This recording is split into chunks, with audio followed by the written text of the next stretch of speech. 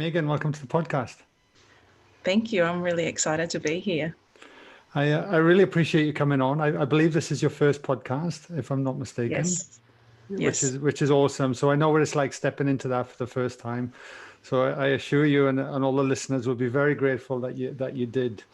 And you've been on quite a journey, and it's been plain to see, especially as I've gotten to know you as well from a most recent retreat. But I always love to start the show anyway from if you were sitting at an intimate dinner table right now and you sat next to a complete stranger and they asked you what you did for a living, what would you say? Do you know, Guy, right now, this moment in time, I would have no idea what to say. 2 weeks ago, I would say I'm a midwife. I'm a midwifery lecturer. You know, as a midwife, I have this amazing privilege that I get to share in a journey of a woman through her pregnancy and birth and early parenting and her, that journey of absolute self-discovery. And as a lecturer, it's actually really similar. I get to, facilitate with my knowledge and my skills, but I get to mostly share in the journey with the students as they discover what they know already, what they've already brought to it, and then what they become throughout the program, and then graduate into these wonderful midwives. But that's me. That's been me for over 20 years as a midwife and nearly Wow. 10 years as a midwifery lecturer in different forms. And usually I've maintained both, that a little tiny bit of clinical and a lot of teaching and learning in academia. But over So the last few months, pardon? what's happened in the last 2 weeks? Over the last couple of months, I started to become quite unwell, 6 months, or become aware of the fact that I was unwell is probably a better way to put that. And then 2 weeks ago, I had I came to the retreat really lost. My health was really, really not good. I was on a path that was not going to lead to good places, and I came back from the retreat, and I was speaking at a million miles an hour to my husband, and it ended with, I'm getting a tattoo, I'm leaving my job, and I already drive a sports car. So I think this is a midlife crisis. Are you wanting to come with me on this ride? And he's gone, hell yeah. And he sat there and started looking for images on the internet that I'd described of this tattoo that I wanted. So now I don't know. I know I have to leave that job now. I have actually resigned. My resignation was accepted yesterday, and I feel sad, but a little bit excited, and mostly this immense sense of relief that I'm finally listening to whatever I've not been listening to and on the path that I need to be on. So I don't know. Amazing. Perfect. Yeah, amazing. I'm so glad you mentioned the tattoo because you shared it in the retreat Facebook group. Yes. Yeah. And I got to ask you, what did you get and what was the inspiration behind the tattoo? So I'll go with the inspiration first. When we first started on our very first day and going into the retreat, I think, I know that I've mentioned this to you before, but I knew nothing about Liveinflow. I practiced breath awareness, and if you asked me, do I meditate, I would have said no. I didn't realize that what I did with breath awareness and grounding for women and for students, actually, before we would start the day, that in my mind, I didn't realize that was meditation. But I went into it with no knowledge and no expectations at all. I was really unwell. A friend said, Megan, I'm going to this retreat. Why don't you come with me? And all I thought was, I have to physically get out of this space that I'm currently in. Why not? And Wow. that was really what I went down with. So in the first day, one of the very first processes we did was to ask us what we were there for. And I thought that I was there for, I needed a sense of belonging. I felt really lost, or I needed to find my health. It was, that's what I was toying with. And then we did meditation, and we were guided, to go through, I guess what I saw was rooms, and just going further and further into opening these doors. And I kept seeing what I thought looked like a round heart, but I wasn't sure until I kept getting closer. And I got down into this room that was quite dark, and that wasn't a frightening dark, which is saying something because I have quite significant I think quite significant claustrophobia, and being in confined dark spaces would usually elicit a panic response from me. But it didn't. It was dark, but it was comfortable. And I was no longer within me. I was looking at me in this room, and I'm bouncing on this giant red heart, just bouncing away on this giant red heart with this ridiculous grin on my face. And you might remember when I arrived at the retreat, me bouncing and grinning just didn't fit really at all, I don't think. And but there I am bouncing on this giant red heart. And you know, in the guiding, it was that this small child was going to come in, and you know, we would be presented with this word, and so in my visions, I could see this child, and I don't know if it was a boy or a girl. I don't know if it was me when I was really little. I have no idea, because I was looking at me on this bouncing heart, and the back of this child trying to reach up to me with something, and I wouldn't even get off bouncing to see what was on the hand. And the word joy was there, was when I finally was able to see it. And I thought, well, that's ridiculous. I don't need joy. I need health, you know, but okay, that's what it's saying. And so then I just, you know, continue to watch myself bounce on this heart happily and ponder the word. And so that was the word that was my word for the retreat. I really didn't understand it, but that was my word. And then through the other processes, we did, and I, towards the end of it, I had this blinding kind of pain in my head, but it was a pain that I know I associate very much with fear, like a lot of fear. And it wasn't until after that process and unpacking it that I recognized that it was fear. That's what I was feeling. And, you know, unpacking it with Annie afterwards, and I came to talk to this pain, for lack of a better word, to try and understand rather than fear it and hate it, try and understand where it was coming from. And Annie, somewhere in there, Annie said, you know, you need to think I choose me, because all of my fear centered around my responsibilities. You know, it was when I was starting to come to the realization that I couldn't do this job anymore. But it was the financial pressures and the commitment to the team and the commitment to my work and all of these pressures that I was feeling. And anyway, so I sat with the words, I choose me, as well. And I thought that I had to choose between I choose me and joy, because it's still, you know, all, it's so this or that. It was in my brain that I couldn't, you know, have everything. It had to be one or the other. But then in more meditations, I kept seeing this image of that same bouncy red heart as a tattoo, very specifically on the inside of my left wrist. Didn't understand it, but I saw it over and over and over again. And every time I saw it, I felt strength, and I felt, I don't know, I'm going to go with strength, just this certainty, I guess. Not certainty that I was getting a tattoo, certainty that this image gave me. And so as I was kind of thinking about it all, it was the two of them. It was the words I choose me and this heart tattoo, because I realized over the process that I wasn't going to be able to get to that big red bouncing heart where I was, you know, full of joy and love and self-worth if I didn't choose me. So then I got this tattoo. I mean, it's for me, so it's very much on the inside of my wrist. I don't know if you can see it. Yeah, absolutely. It's still healing, which I find really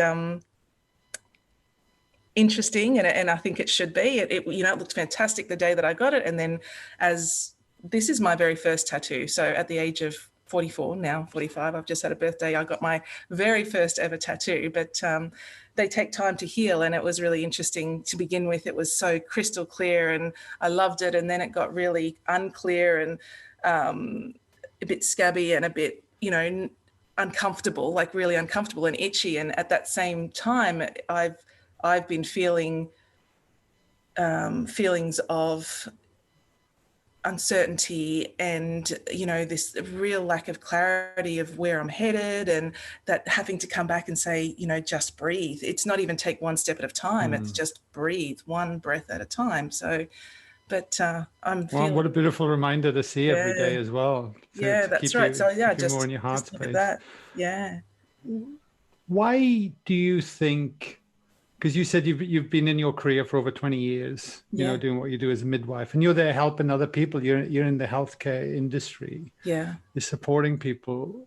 And I have no doubt people listening to this will definitely resonate with this. But why do you think it had to take the health, and if you're happy, if I don't know if you're happy to talk about the health condition you had and what we spoke to on the Yeah. phone, but why do you think it took it to get to that point before you've gone, you know what, I'm going to change? Because just for yourself personally, because there'll be people listening to this today knowing that something's brewing. They might not be Yeah. comfortable with the direction their life is going or the career they're in or the things that are, Yeah. but I'm not sure how to process it. I think it's kind of like, you know, that analogy of the frog sitting in water as it starts to boil. You know, I'm in this pot because I loved midwifery.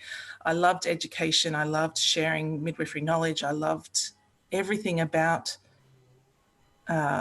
what I did. But, you know, like anything, there's other aspects to it. So I love learning as well. And I've done lots of postgraduate work and masters, you know, in management and furthering my studies in midwifery and now in research. And the more you do, the more I did, the more I would come away from what really makes my heart beat. And that's working with people, you know, working with women. And so that happened in the clinical sense. You know, the more I did, and you think that you want it. You think, oh, this is a promotion. You know, this is great. I'm going to be able to make more of a change if I'm a manager, or I'm going to be able to make more of a change if I'm in education, because there's so many things that I saw within the healthcare system that, you know, created a real dissonance within me. I find the system itself very disempowering.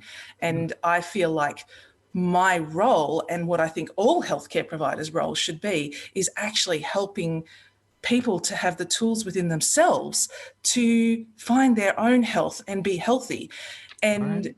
that, you know, and I think that every one of us that go into health, that's what we want, you know, but then we go into this system that you're blocked every step of the way, and you see it, you know, and so you change and you move into different positions because you think, maybe I can make a difference here. Or I change and I move because I think maybe I can make a difference here, that instead of, you know, doing it with one woman and one family, maybe if I'm working at a higher level, I can make more of a difference. And then it was, you know, management, and then it was education within the system, and then it was academia. And what I found was that what I think has happened, and, you know, this is on a lot of reflection, Guy. I don't even know if I would have been able to say this 2 weeks ago. I think what happened was I moved away from things that brought me joy and moved into my heart. And I remember saying for so long that I feel like I'm running on empty. I feel like I'm pouring all of my energy out all of the time, and I'm not getting anything back anymore. And I didn't know what it was, because in theory, I'm in this amazing job with these wonderful team that I work with, who I have so much respect and love for. But I was becoming more and more exhausted every day, and every day was becoming more and more of a battle. And I didn't want to acknowledge that it could be my work, because my work very much defined who I see myself as. Yeah. So it took a really long time for me to acknowledge that maybe there was a problem there. Actually, it wasn't time. Time wouldn't have done it. I started getting migraines a couple of years ago, and they, you know, they're significant, and they would wipe me out for a few days, and then I would have a headache for a few weeks afterwards. But I thought I'm older, maybe it's perimenopause, maybe it's, there could be all sorts of reasons for it. And so I ignored it.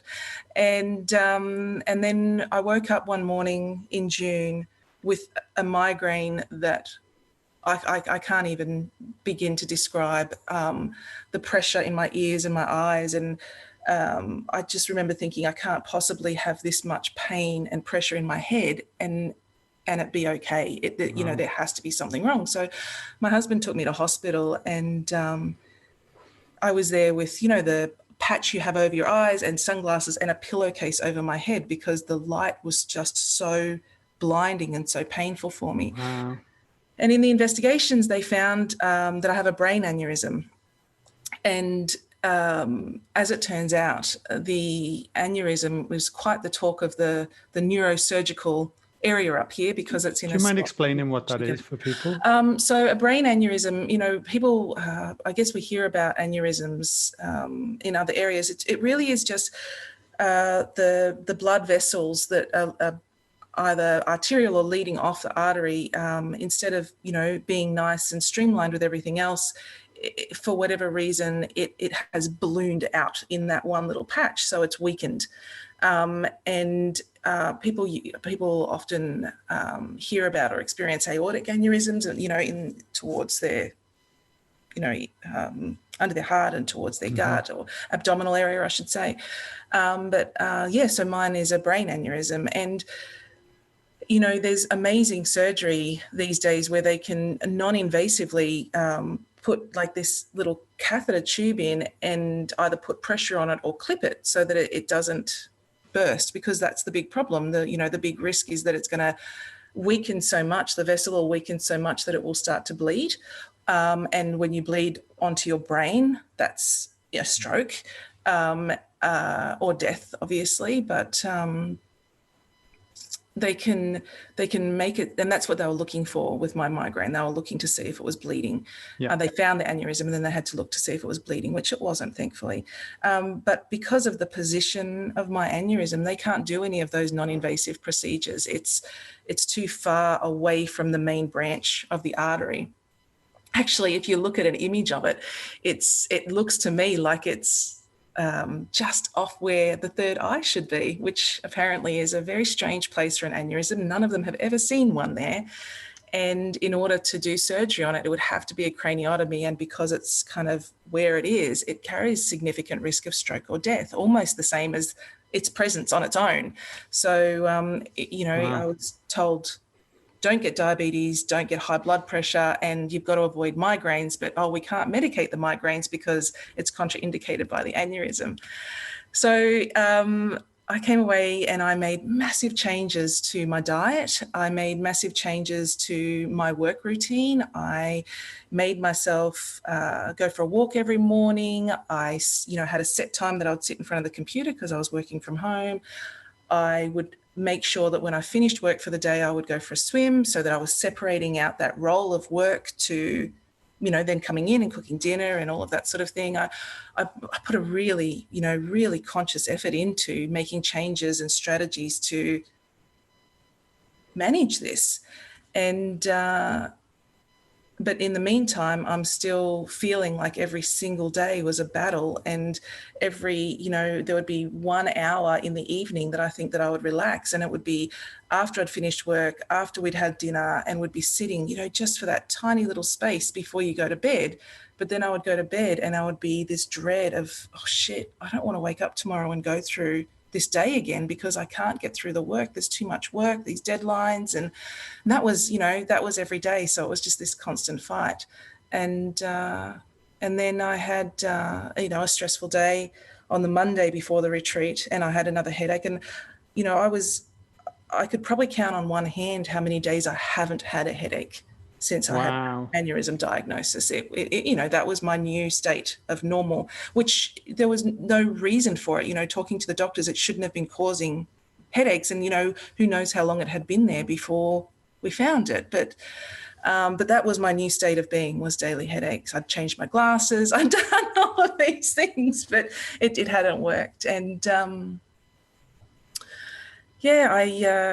I had this stressful day. I felt this rise of pressure in my head again. And I thought, oh no, here comes another migraine. And it didn't develop into a migraine, but on the Wednesday, I had an appointment with my GP, just the checkup, every 6 months because of my health. And my blood pressure, which is always completely normal, and normal is like 120 on 80 or 70 or something, there's a little range there, but that's a blood pressure to be happy with. But my blood pressure was 167 on 104. And as the doctor so nicely said to me, you don't get to have a brain aneurysm and a blood pressure like that and continue walking the earth. Something has to change here, and I can't be medicated for my blood pressure because my blood pressure is normal unless I'm stressed or in pain. So it was that, wow, what do I do? And I was, in that incredibly panicked state of, I've made all of these changes. What else can I do? What else could I possibly do? And that's what, the missing piece was come to the retreat. Yeah. Finding your way back to your heart, out of your head, and finding the joy again. Yeah. There was nothing. I wasn't even spending time with students anymore. I've spent this year course writing. So everything was at home in front of my computer. There was nothing. I wasn't working with women. I wasn't working with students. I wasn't working with people. I was writing courses. And yeah, I think that this all started before this year. I think that when I reflect on it, this dissonance had started because, probably many years ago, because I've continued to bounce through different aspects of midwifery to try and find where I belong. And but now I've come to realize that actually at the retreat, seeing what you and Matt and Petra do, I realized that it's so much bigger than midwifery. I've been a midwife for all of my adult life, and did not occur to me that there are so many other roles and areas that you can help people to find their strength and be their person, and have that and move on with that. And that was awesome and amazing. Yeah. Well, I tell people, when people ask me what I do now, I tell them I help people remember who they truly are. And once they find that, to learn how to stand in that empowerment and not let the world push them around to who they think they should be. Absolutely. And that's the game. That's the change. And I just want to highlight for everyone with what's happened with you as well, because it's really interesting. I've been doing this work long enough now to realize that what you've been through and what I've seen hundreds of other people go through, that's the journey back to self, to really reconnect back to that self. And once we kind of, I guess it's almost like I always imagine like trying to work a string through all the different holes and everything till it comes out the other side. But once it gets to the other side, then know the journey, and you don't have to let go. You've made this route, and you can continue to make that route clearer and clearer. But we have to catch on to it first. And I don't care how good your diet is, how much you exercise, or what you tell yourself, unless you really connect back to that part of yourself, the heart that we do not get raised in this culture at all. No. It's a really uphill battle, and it's not that hard once you know how. It's just being able to disassociate yourselves with the beliefs. And I was only listening to a podcast yesterday, funnily driving back from Sydney, but it was about parenting, because we often say that there was a Harvard study that spoke about the number one key to happiness and why people were living longer, healthier, but we're happy. And the number one key factor was connection. Yes. Now, I was only listening to a podcast yesterday when they were talking about parenting, and it's like, well, how do you but how do you influence your kids as they grow into their teens, so they're not getting on the drugs or the alcohol or having sex so early? And like, what is the missing piece? And it's like connection, not ordering, not discipline, not telling them or punishing them. It was connection. Do you know, Guy, in midwifery and in maternity care, there's massive studies, thousands and thousands and thousands, tens of thousands of women within these studies. And one of the number one indicators for positive outcomes, so full term births with healthy babies and healthy women, is connection, is continuity, with one person, and that connection throughout the pregnancy and the birth, it reduces premature birth by nearly 20%. It's insane. Wow. So it's that same thing. It's universal. It's Across the board, yeah, yeah, absolutely. And yeah, the missing piece, the biggest connection of all, is connection to ourselves. yes, And we're entrained to look externally yeah, to fix the problem yeah, constantly, and that's where things continue to get worse and worse and worse. yeah. You know, is that in your industry? And I've kind of brushed with it now myself because, my wife gave birth to Ava 7.5 months ago, and I think birth and pregnancy and post-pregnancy, it's a miracle. That's how I see it now. Like I'm absolutely blown away in the work and effort it goes. Do you think within what you've seen with women and in your industry that this connection and these tools are highlighted in a way to support women to empower themselves into the most sacred thing that you can do? I think it can be, but I'm not sure that it is. Right. I think it can be. I think, if women have access to a known carer, I'm going to say a known midwife, because even when we've looked at other models of care, midwifery care, that known care provider, and particularly if care is provided within the community, and especially if it's within the woman's home where she's in control. This is her space and you're a guest in that space. And so it's this continuity where the person, you trust the person, so you feel I think more able to ask questions, more able to be vulnerable, because being in your heart space and connecting is a really vulnerable place. And when you're pregnant, everything's new, everything's changing in your body, and so it's just so easy to defer to the expert to tell you what's going on, rather than sit with it and connect with it. And as a health professional, it is so easy for me to step into the role of the expert and tell you what's happening in your body. And it creates this dependency on me, which, instead of being able to be confident and know that everything you're feeling is good. And so all the way through the pregnancy, knowing that everything is exactly, knowing that you can connect with your baby, knowing that you're doing the right thing, knowing that the changes are well, knowing that your baby's moving and not being dependent on listening to the heart rate of the baby, little things like that.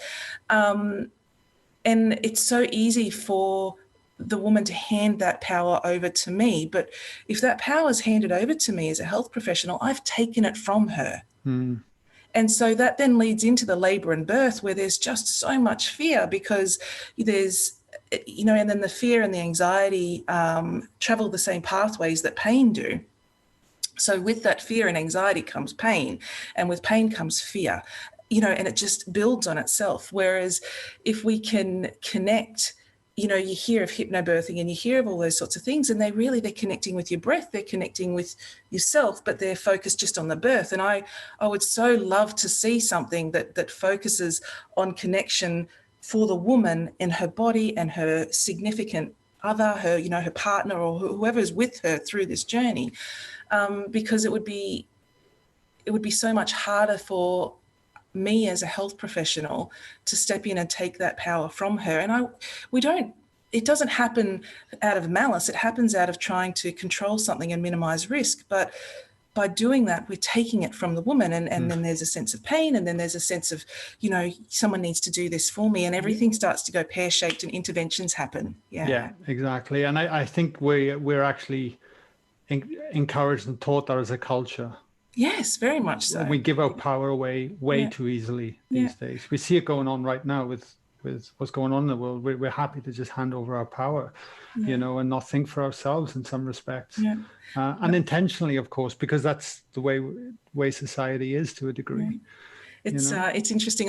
As well as I've spent many years working with women home birthing, and I also volunteer and work with a team that, you know, we travel around Australia. It's called also Advanced Life Support and Obstetrics, and it's actually changed the name now, but it's managing maternity emergencies. So teaching doctors, midwives, paramedics, air ambulance to manage maternity emergencies, which seems really different from, you know, where my heart is, but it's actually not. And one of the things that I always say, and one of the things I would say with midwifery students, is the absolute hardest thing that you will ever do is nothing. Just hold space. And I do. I think that for a health professional, often, especially if we're working within the hospital system, that is the hardest thing for someone to do, is to say, just hold space. Totally. So you've had these experiences, you know, you've survived the retreat, you come out the other side, you've got a tattoo on your arm that says, I choose me. You're changing, you know, you've bit the bullet, you're ready to, you know, you're creating substantial change. It's not just, I'd like to do this, it's clearly you're doing it, you know. What's your views with your brain aneurysm? Because obviously the stress and the tension, the pressure, and you said something in the video testimonial that we filmed right at the end about the healing is within me. I know that now, where before it wasn't. So I'm just curious to know, how have you been since the retreat with it all, and how do you feel about everything moving forward? Well, I haven't had a headache for over a week, and the last headache that I had lasted maybe 2 days instead of, you know, weeks on end, which is amazing. I would wake up with a headache every day. It was just part of my life, was that it was a headache. I would have a headache. So and smells and things would really, really get to me. So it's that in itself is amazing. I'm due to have another MRI to measure the size of the aneurysm, and I said to Stan, my husband, I said, I'm going to go in there. I'm going to get this MRI. It's not going to be there. It's going to be like, I don't recognize this brain anymore. I'm out. So maybe not this one, but maybe 6 months down the track when I have the next one, it's not going to recognize the brain that it's in. So it's going to just pack up bags and go please away. Keep me posted on the results as well. That's incredible. Yeah, it will. It'll leave. Yeah. And for anyone listening to this right now that might be where you were last year, or contemplated, because I believe you found out the retreat literally days before, because I think on the day Tuesday. I found out you were coming. Yeah, I found out. I found out on the Tuesday. So the retreat was Thursday. It started the Thursday, and it was on the Tuesday that Carolyn called and said, you know, you should come. And I thought, I've known Carolyn for 20 years, and she keeps coming into my life and contacting me at times that are really important. And I have learnt to actually listen or take note, even if what she says makes no sense to me. I've actually learnt to sit with it. And she said, you know, just call this person, and she gave me the number of Fleur's, like beautiful Fleur, and her contact. And I don't actually remember the conversation with Fleur. I just remember feeling that I needed to go. I remember it reaffirming to me when Carolyn said, you should go to this. And I thought, if it was anyone else saying that, I would have just hung up the phone and not done anything more. And then I really would have. I wouldn't have listened to anyone else. And then I contacted Fleur, and as I said, I honestly don't remember the content of the conversation. I remember her telling me the cost, and at the time thinking, I can't, it's incredibly reasonable. In fact, I don't know how you run that program and that course at that price. But for me, I couldn't come up with that money, you know, and it was like, okay, so maybe it's not meant to be. And then I get off the phone and my parents call and say, we haven't got your present. Can we send you some money? And yes, please do. And my husband's parents had done the same thing because it was my birthday coming up. And that actually, between, that created the gap, and that filled it. And so then it was the doctor's appointment that happened that same day that I was having these phone conversations on the Wednesday, where I was told that I wasn't going to continue walking the earth if I continued on this path. And so that was it. I came out of that doctor's appointment. Right. I called Stan and I said, your parents have given me money. My parents have given me money. We have this money tucked away.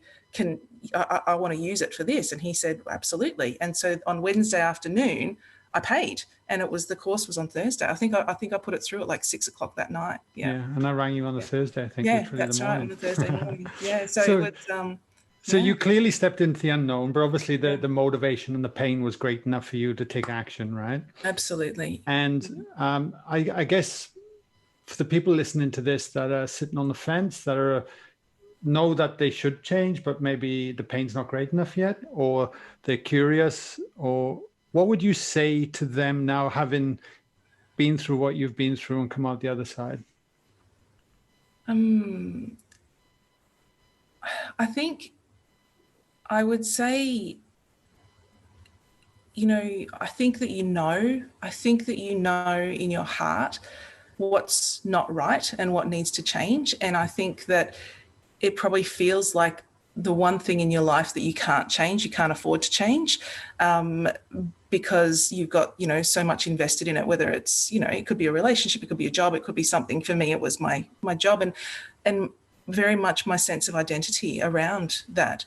I think you have to try and,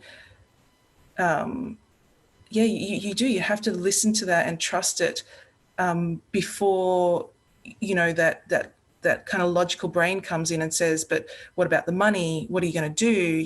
This is what you've done all of this time. This is what and just slams with all of these reasons why you shouldn't make the change that you probably know in your heart that you need to make. Yeah, beautiful. And just before we wrap it up, is there anything else you'd want to add for our listeners, for them to ponder on?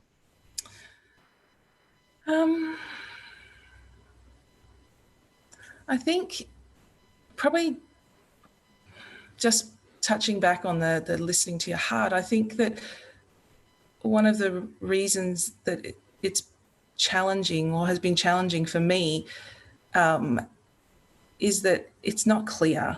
It's not, it's not as clear as what your thoughts are when if you're not in that space very often. But it's been that you have to, it might be visions or it might be images as opposed to, words or something, and it's not concrete and it's messy, and, it can be really out of focus. And so it's hard to listen to it. And I think maybe one of the other reasons that I don't listen didn't listen, is because that feeling, it comes with a lot of love and it comes with a lot of self-worth. And I think that might be another reason that I shut it down for so long, because you don't feel worthy. And so it's so easy to shut that down. And I guess what I would say is listen to that love, listen to that or see that image or feel that feeling. You are worth it. We're all worth it. Totally. And then when you put yourself in an environment with, because obviously you stepped into a room with a bunch of strangers. Yeah. And best thing I've ever done. Right. And the friendships made, and the heartfelt sincerity, the non-judgment, the space that's held and the place comes. It's a healing place. I hear myself speaking to you at the moment, Guy, and it's almost unrecognizable to me, to the person a couple of weeks ago. And this is because of the retreat. So, this ability to say, listen to your heart and you're worth it. There's no way I would have said that 2 weeks ago. No way at all. And, there's just so much that I want to say. There's so much. I remember at the retreat, and I think that this actually came I would never have come to this realization if I wasn't in a group. And so we did that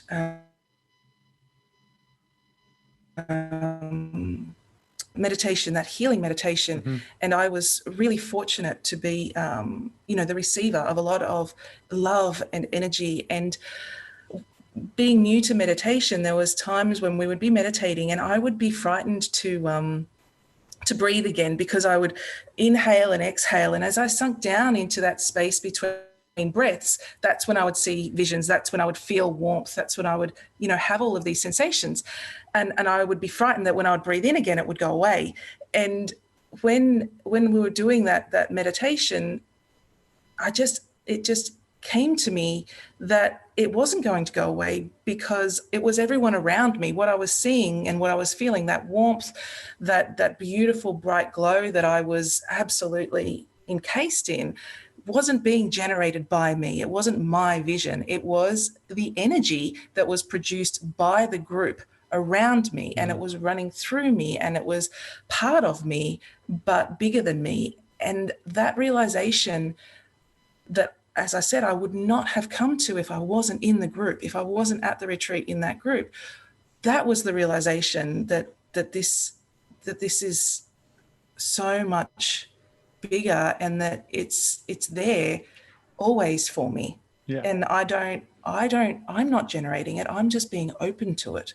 And you allowed yourself to feel again. Yes. That's the main thing. Yeah. But you were amazing, Megan. You did amazing. You're amazing. I'm going to have to wrap this up, but I just want to just acknowledge you and thank you for coming on. And I know how intense it can be you stepped into the fire. Like, the retreat is an initiation, but all done with love. And you put your trust in us. You stepped through it, and coming out with a career change and a tattoo on your arm, I'm like, job done. Amazing. So Megan, thank you so much, my lovely. I appreciate it. Thank you, Guy. Thank you.